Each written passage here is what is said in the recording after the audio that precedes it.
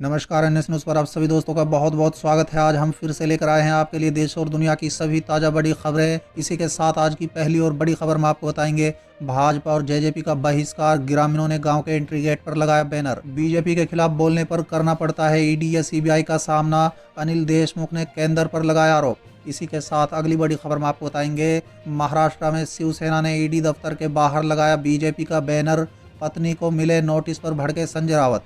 इसी के साथ अगली बड़ी खबर में आपको बताएंगे, आज़ादी से पहले की तरह देश के हालात, चारों तरफ तानाशाही का आलम, सोनिया गांधी का केंद्र पर बड़ा हमला। इसी के साथ अगली बड़ी खबर में आपको बताएंगे, आरसीपी को जेडीयू की कमान देने पर आरजेडी की प्रतिक्रिया, कहा जिला और जाति से बाहर नहीं निकल सकते नीतीश कुमार। इसी के साथ अगली बड़ी खबर में आपको बताएंगे, केंद्र और किसानों के बीच अब 30 दिसंबर को होगी अगले दौर की बातचीत। इसी के साथ अगली बड़ी खबर में आपको बताएंगे, तेजस्वी को सीएम बनाए जेडीयू, आरजेडी बोली बदले में हम नीतीश को पीएम कैंडिडेट बनाएंगे। इसी के साथ अगली बड़ी खबर में आपको बताएंगे, बिहार में 4 जनवरी के बाद विधानसभा चुनाव में जीते हुए 27 विधायकों की बढ़ सकती है मुश्किलें। कांग्रेस ने दिया जेडीयू को ऑफर, हमारे साथ आए नीतीश कुमार। इसी के साथ अगली बड़ी खबर में आपको बताएंगे, भाजपा और आरएलपी की दूरी से भविष्य की राजनीति पर असर, बेनीवाला जाट नेताओं से संपर्क साधने में जुटे। नीतीश और बीजेपी में दिखने लगी दूरी, रविशंकर की मां के निधन पर उनके घर नहीं गए सीएम। नीतीश कुमार ने आरपी सिंह को दी जेडीयू की कमान तो बीजेपी की ओर से आया रिएक्शन।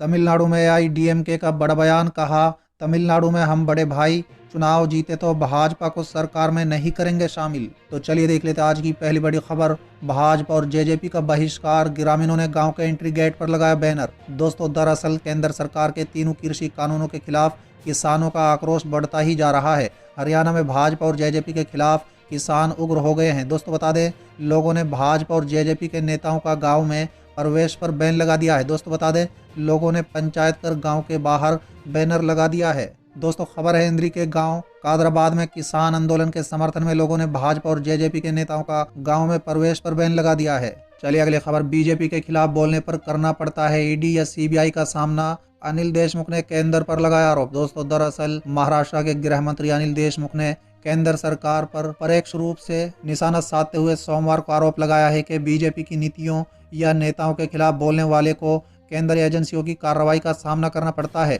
उनका बयान ऐसे वक्त पर आया है जब एक दिन पहले ही ईडी ने पीएमसी बैंक मनी लॉन्ड्रिंग के मामले में शिवसेना के सांसद संजय रावत की पत्नी को 29 दिसंबर को तलब किया है। दोस्तों बता दें, एनसीपी के वरिष्ठ नेता देशमुख ने संवाददाताओं से कहा है कि महाराष्ट्र में राजनीतिक मकसद से ईडी का इस्तेमाल पहले कभी नहीं हुआ था। उन्होंने कहा है कि भाजपा के नेताओं या उनकी नीतियों के खिलाफ बोलने वाले को ईडी या सीबीआई का सामना करना पड़ता है। साथ ही उन्होंने कहा है कि जहां तक केंद्र जांच ब्यूरो यानी सीबीआई की बात है, हमने फैसला किया था कि एजेंसी को महाराष्ट्र में किसी भी तरह की जांच के पहले राज्य सरकार से अनुमति लेनी होगी। चलिए अगली खबर, महाराष्ट्र में शिवसेना ने ईडी दफ्तर के बाहर लगाया बीजेपी का बैनर, पत्नी को मिले नोटिस पर भड़के संजय रावत। दोस्तों दरअसल पत्नी को ईडी का नोटिस मिलने के बाद शिवसेना नेता संजय रावत ने भारतीय जनता पार्टी पर जमकर हमला बोला है। दोस्तों बता दें, रावत ने कहा है कि वो ईडी के नोटिस का जवाब दिया है, लेकिन अभी ईडी दफ्तर जाने का फैसला नहीं किया है। दूसरी तरफ मुंबई स्थित ईडी दफ्तर पर शिवसेना नेताओं ने एक बैनर लगाया है, उस पर बीजेपी प्रदेश कार्यालय लिखा हुआ था। दोस्तों बता दें, संजय रावत ने कहा है कि मेरी बीवी के पल्लू के पीछे से वार नहीं करना चाहिए, ये कायरता है, राजनीति में सामने से वार करना चाहिए। रावत ने सफाई दी कि 10 साल पहले उनकी बीवी ने घर लोन के लिए 50 लाख का लोन लिया था। चलिए अगली खबर, सोनिया गांधी का केंद्र पर बड़ा आरोप, कहा आजादी से पहले की तरह देश के हालात, चारों तरफ तानाशाही का आलम। दोस्तों दरअसल कांग्रेस अध्यक्ष सोनिया गांधी ने पार्टी के 136वें स्थापना दिवस पर सोमवार को दावा किया है कि देश में वर्तमान परिस्थितियां आज़ादी के पहले की तरह हैं और तानाशाही ताकतों से देश को बचाने के लिए सभी को एकजुट होना होगा। पार्टी की ओर से जारी एक वीडियो में सोनिया ने यह भी कहा है कि कांग्रेस के हर मोर्चे पर मजबूत बनाने की ज़रूरत है। दोस्तों बता दें, कांग्रेस अध्यक्ष ने आज़ादी के आंदोलन और देश के विकासों में कांग्रेस के योगदान का जिक्र करते हुए दावा किया है कि आज फिर से परिस्थितियां आज़ादी से पहले की तरह हैं, जनता का अधिकार कुचले जा रहे हैं, चारों तरफ तानाशाही का आलम है, लोकतंत्र और संवैधानिक संस्थाओं को खत्म किया जा रहा है, बेरोजगारी चरम सीमा पर है, खेत खलिहान पर हमला बोला जा रहा है, देश के अन्नदाता पर काले कानून थोपे जा रहे हैं। दोस्तों साथ ही कांग्रेस अध्यक्ष ने कहा है कि ऐसे में हमारी जिम्मेदारी है कि हम एक बार फिर देश के तानाशाही ताकतों से बचाएं और उनसे लोहा लें। यही सच्ची राष्ट्रभक्ति है। चलिए अगली खबर। आरसीपी सिंह को जेडीयू की कमान देने पर आरजेडी की प्रतिक्रिया। जिला और जाति से बाहर नहीं निकल सकते नीतीश कुमार। दोस्तों दरअसल आरसीपी सिंह को जेडीयू का राष्ट्र अध्यक्ष बनाए जाने पर प्रतिक्रिया व्यक्त करते हुए रजद के प्रदेश प्रवक्ता चितरंजन गंगा ने कहा है कि नीतीश कुमार जी को अपनी जाति और जिला से बाहर किसी अन्य पर भरोसा नहीं है। इसी वजह से पार्टी के सारे वरिष्ठ नेताओं को दरकिनार करते हुए पतवार आरपी सिंह के हवाले कर दी है। चलिए अगली खबर। केंद्र और किसानों के बीच अब 30 दिसंबर को होगी अगली दौर की बातचीत। दोस्तों दरअसल कृषि कानून के खिलाफ प्रदर्शन कर रहे किसानों और केंद्र सरकार के बीच अब अगले दौर की बातचीत होगी। केंद्र कृषि मंत्रालय की तरफ से किसानों को कहा गया है कि 30 दिसंबर दोपहर 2 बजे बैठक के लिए आएं। पहली बैठकों की तरह इस बार भी विज्ञान भवन में केंद्र और किसान नेताओं की बातचीत होगी। इससे पहले किसानों ने सरकार को जवाब में बताया था कि वो 29 दिसंबर सुबह 11 बजे बैठक के लिए तैयार हैं और अब सरकार ने इस प्रस्ताव का जवाब दिया है।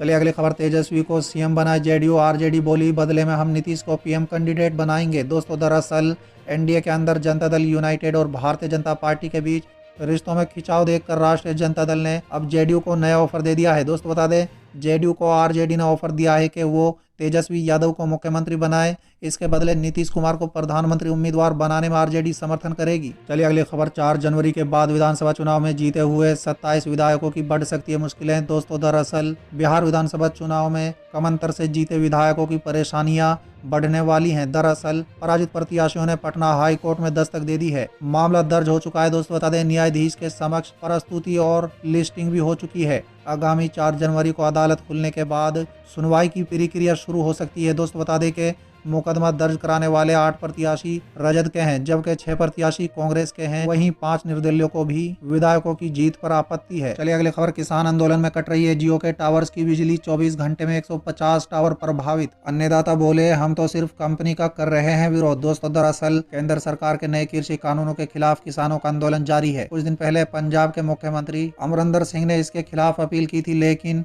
इसके बाद पंजाब के कुछ किसान समूह ने रविवार को टावरों की बिजली काट दी है। दोस्त बता दें सूत्रों ने कहा है कि बिजली कनेक्शन काटे जाने से पिछले 24 घंटे में 150 से अधिक मोबाइल टावर प्रभावित हुए हैं। दोस्तों बता दें विरोध प्रदर्शन शुरू होने से अब तक 1338 से अधिक मोबाइल टावरों की बिजली काटी गई है। चलिए अगली खबर। तमिलनाडु में आई डीएमके का बड़ा बयान। कहा तमिलनाडु में हम बड़े भाई चुनाव जीतते तो भाजपा को सरकार में नहीं करेंगे शामिल। दोस्तों दरअसल तमिलनाडु में अपनी पहली चुनावी रैली में सत्तारूढ़ अन्नादरमुख ने रविवार को अपने सहयोगी भाजपा को दो टूक कहा है कि अगर हम अगले साल होने वाले विधानसभा चुनाव जीते तो भाजपा को सरकार में कतई शामिल नहीं करेंगे। भाजपा को ये स्वीकार करना चाहिए कि तमिलनाडु में हम बड़े भाई की भूमिका में हैं।